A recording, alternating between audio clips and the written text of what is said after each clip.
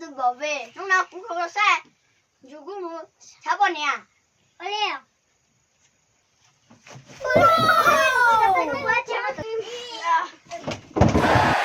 Cái nhà của thằng Tài điều thế nào?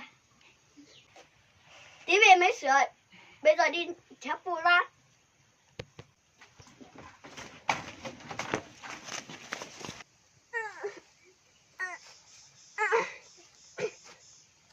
Sao trời nắng thế? Mình sắp vào nhà thôi.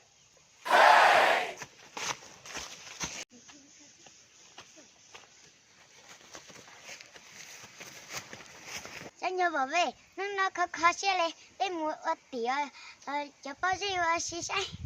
Ôi à, có bằng xe à?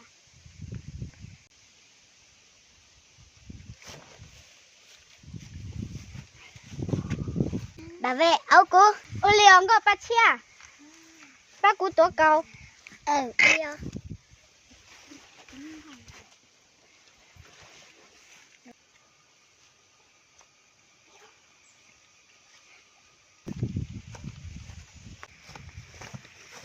Tổng tay ở tía mà, áp cái chấp của cô.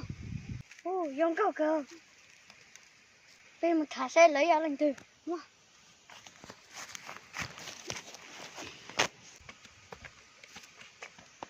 Ngô bà xe tối mới cho tổng tay nhá tối số à. Ôi giờ thì em một số xe.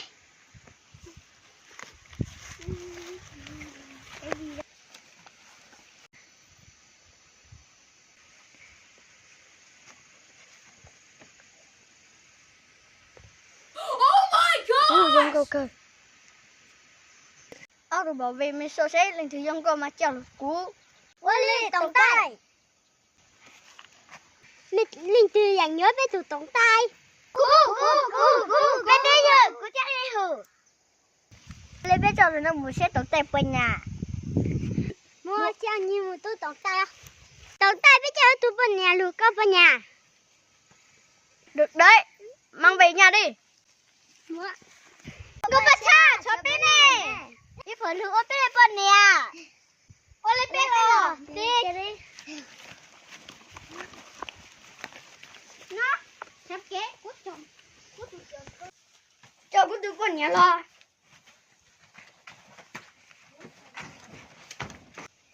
Đi bên tụi nhá tay yếu bị có. Ô lên bên tụi đồng kìa mày nó chết rồi. Đi sao xe bên dưới này kìa bên mà cho tụi con lo. Ôi mà bên mày nhá nó đó. Này cơ lê, phụ có cho vũ tăng bư. Ô lê.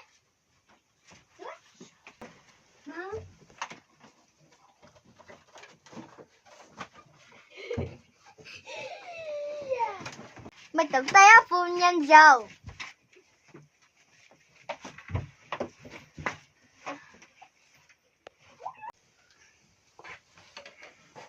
Sao vợ tao đẹp thế? Ôi chồng mình đẹp trai thế nhưng mà râu dày quá. Còn nhà sao cũng mỏng một đau. Ở đây sao còn đau có gì? Ở đây mà con nhà. Sơ lê bưa con nhà. Tổng tay này vừa lấy vợ mấy mà khỏe thế. Tổng tay bữa trong sắp biết tôi chỉ chữ à. Nhau đó. Mua biết chân là tổng tay ha tổng tay bưa. Ok ô lê. Ê, mùi sầu xe, cho phụ nữ bị hai bà hủ bếp. Ô lê. Chúc phu nhân tổng tài ngủ ngon. Con nào bếp bữa.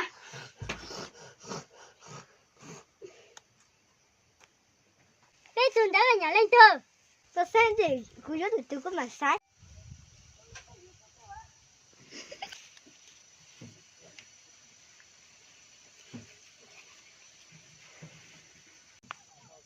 Tao cho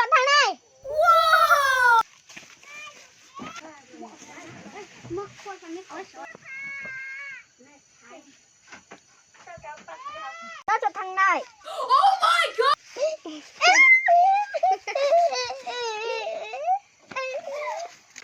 Chúng mình tự chọn của bố một chín. Tao tay của nhà tao phụ rồi, tao khăn cúp phụ hả? Ôi cho lo để na.